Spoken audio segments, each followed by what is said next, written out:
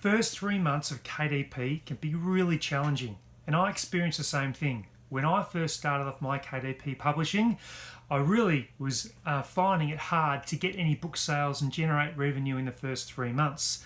However, since that time, I've been able to turn things around to make my business now a 6-figure business per year.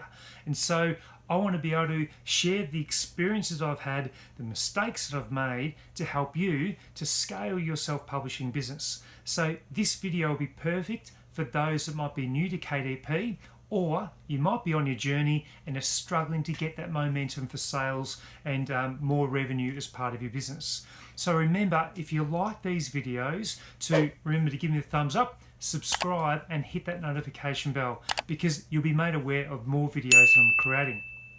My name's Romney, and again, thank you for joining me on my YouTube channel. And if you haven't been to the channel before, it is all about creating, building and scaling a self-publishing business. And I've now created well over 50 videos, and I really don't hold much back, because I want to be able to share those experiences to help you to build your self-publishing business like I've been able to. So in a moment, I'm going to jump on my computer and I'm going to show you what my first 3 months look like. And then I'm going to share with you 5 top tips that help me turn my business around and my publishing to really scale things up. Now, during the video, I'll also share with you the free resources I've been creating to help you. And so I'll share with you where you can find those and what those resources might look like. And they might be ideal for your publishing where you're at the stage you're at right now. So without wasting any more time, let me jump on to my dashboard and let me start things up by showing you what my first 3 months look like. Right, so what we're going to do is jump on my KDP dashboard and I'm going to actually show you those first 3 months. And as I mentioned in the introduction, it can be really challenging, and hopefully my results and what I've been able to do to turn things around will be very, very useful for you. So let's get into that now. So what I wanted to show you were the first 3 months, and what that might actually have looked like, or did look like. So what I've done is just go straight to it, and you can see in January I had no units sold. So what I've done down here is just select paperback. I did have some ebook sales just because I started off with some longer form books, but really didn't make much of an impact. So I've just selected the paperback books, because that's what we're creating for our low and no content books that we're doing as part of the videos that I create. February, I had 3 book sales. So I'd been going for, I did start back in late 2019, December, but I wouldn't really even count that period of time because I was sort of just getting used to things. So really January was when I started. So I had 3 book sales in February 2020, and in March 2020 I'd had 2. So collectively I had 5 book sales. And from that period, from January, for having like 5 there, I had 11. Then it started to build up. I started to implement these key things that I'm about to show you. Went up to 191 in June, 391, 357, 357. So, exactly the same for August, September. 404, October, November, 1,428 book sales. And then 2,780 book sales in December. And the important thing is, we start off in January, and I'll show you the other report as well, which is this one here. So what I did January through to March 30, my first 3 months, you can see I had my first book sale there, another one there, another one there. It's the same book that sold 3 times. And then I had 2 sales at that period of time there. So I just wanted to show you, some people are concerned that they're not getting any book sales, and I was exactly the same. But I wanted to show you from this report what is possible if you implement the right things. So don't be discouraged if you're not getting book sales initially, because it does take time. And don't expect that book sales are suddenly going to appear because you're creating books. My journey, it shows exactly that, and how I can go from 0 sales in January to 2,780 sales in December. So let me go on to those top 5 things that I changed in my KDP strategy to turn my KDP publishing right around. So what I did that doesn't make sense. I do to increase my sales. It should be, what did I do to increase my sales? I apologize about that. So let's get on to the next slide. So my 5 important tips for those that are either new to KDP or struggling with sales. Let's start this process. So, number 1, for me to start to change the direction of my sales, I had to increase my knowledge on niche research. And I've created a video about the niche research that I do, or how to do it.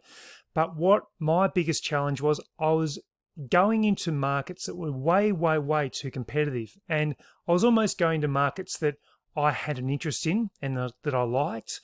But that was an error, because I was trying to compete with so many other books and it just wasn't helping. So I might have been creating some great books, but there might have been 30 to 50,000 books in that niche. So I needed to find books that had high need but low competition.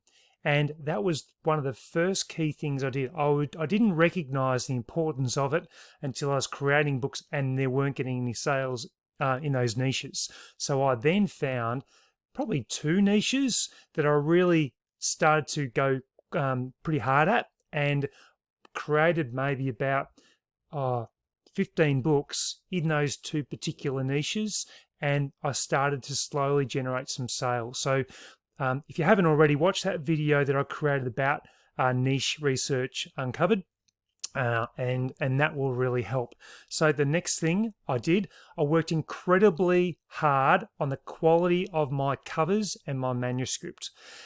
I found, on reflection, I look back, and the first few books that I made, my covers weren't great, and it probably comes down to me having a lack of knowledge of design skills.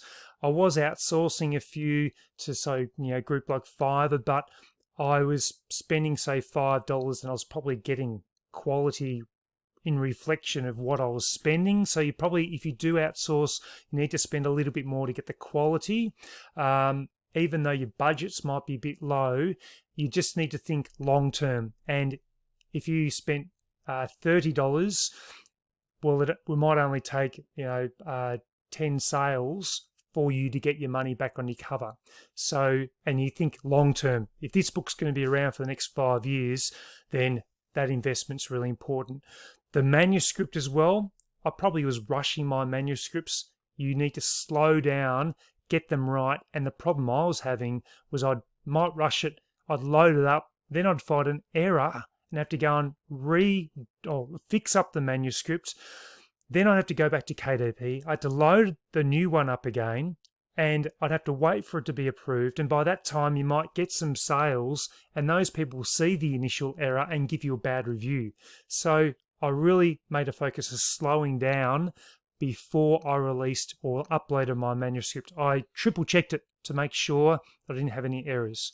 So make sure you work super hard on that quality of cover and get other people to give you an honest assessment. You might think the cover's great, but you need to be in the eyes of the customer, not yours. So get other people to review it and just ask for their honest feedback. It's going to be hard to take sometimes, but just get that feedback. Number 3, I improved my marketing of my books. So I was expecting that if I put my book onto KDP, that suddenly I'd start to get sales and people would see the book.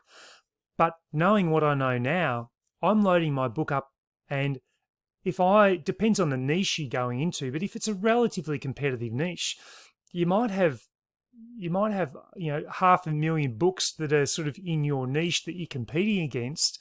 So you need to you need to do something to market your book. And so I started going to some Facebook groups and starting communication in those groups in the niche that I was in. And then I'd contact the administrator of those groups and say, look, I've got a book. Would you be happy for me to put that post up in that group? And 90% of the time, they're actually okay with it. And I got some sales just through free marketing through Facebook. Then I started to work on my Amazon advertising, because some people say that you can put books up and you can get sales, organic sales straight away. Well, I was finding that maybe 1 out of 10 books would start to get organic sales. And so I had to start gently with my marketing, my Amazon marketing, and what I mean by that is I didn't have a big budget for it, but I did have to invest in the marketing, because with over 40 million books now on Amazon, you have to stand out. And if you're creating books and you're putting all this effort into books, you want people to see them. And if they don't see them, you won't get any sales. And you can't just rely on Amazon to float your book up to get people to see it. You need to do something yourself. And again, think the long-term picture, not just a short-term. And yes, Amazon advertising can be expensive, but that's only if you make it expensive. You can put budgets into place and just watch my Amazon advertising videos if you want to learn some basics about Amazon advertising, getting your books going as well. The next thing, I scaled to new markets and not just the US. And so the proportion of my market initially was 90% of my sales were coming from the USA. But I started to do a little bit of marketing in the UK and in Canada, and I really started to see a shift in my book sales, because I then have a new market. New people were seeing my books, and now I've got quite an even spread between the books that I sell on the US. And yes, the USA is the biggest market, but how about you think about the competition in the other markets as well? You have less competition, and you can actually get your book in front of more people, and more eyes get to see it. So my UK and Canadian sales have really increased, and I've almost got a 30 split between those three countries, and then 10% might be some, couple of other books that I might have converted to Spanish, and it might be on the Spanish market. So think about not just the US. Yes, it's the biggest market, but don't just think that that's the only one. Really try and focus on expanding and scaling your publishing to other markets as well. And I did that, and that's where my sales really started to lift up.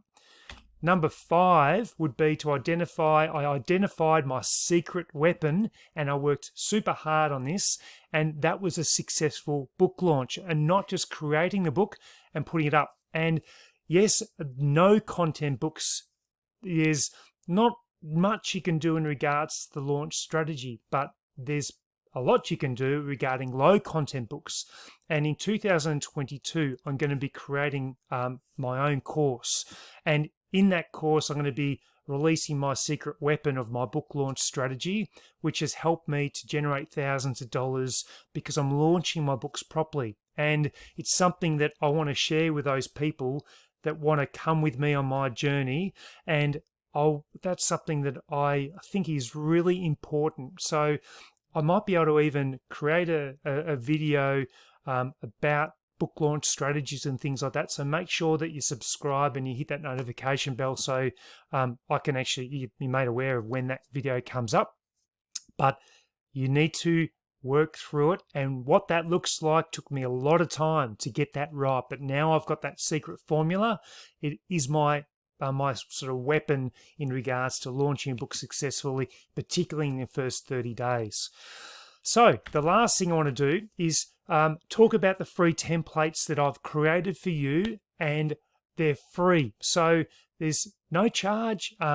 You can jump on my Gumroad store, which I'll show you in a second, and I've got a 12-month goal and sales tracker, which you can download for free, and a 12-month revenue and expenditure tracker, which I've just created. So let me jump on that now and show you what the 12-month goal and sales tracker looks like. So this is the tracker, the 12-month tracker, where I've created this for free, where it's got your rules, your 12-month publishing goals. I've given you an example there. Then it goes into each of the, so this is the example of what I would do every month. So for example, if it was January, you would put your orders down, you would do a screenshot of the books that you're selling, and you can track each month, and then you might do a quarter overview of the book sales and your royalties that you're receiving and any notes as well. And this tracker is free. And if you were to jump on my Gumroad store, which I'll jump on now, you can see the first one. That's a 12-month publishing tracker, and you can just download that. Please use it because it will really help. If you scroll down, there's a few other resources. Obviously, there's interiors you can download for free as well, but there's the 12-month sales and revenue tracker, which I've just done recently a video about, and you can get that one. There's a currency converter, which might help you. That's the pro version with more information. And then also there's a KDP tools that I use to scale my business as well. And that's something else that was important, was the investment back into my business of software. So you can absolutely do things for free to create your KDP books, but if you want to accelerate it and you want tools that are saving you time, then I've listed what I use in that document there. So there's some key things to ensure you look out for. So there you have my first 3 months on KDP. And as I said, it can be challenging to begin with, but remember to keep on persevering and keep on pushing hard, because you will end up getting there. It just takes a bit of time and using the right tools and using the right skills. So if you have liked this video, please give me the thumbs up. Remember to subscribe and hit that notification bell so you're made aware of more videos I'm creating. So until the next video, look forward to seeing you then.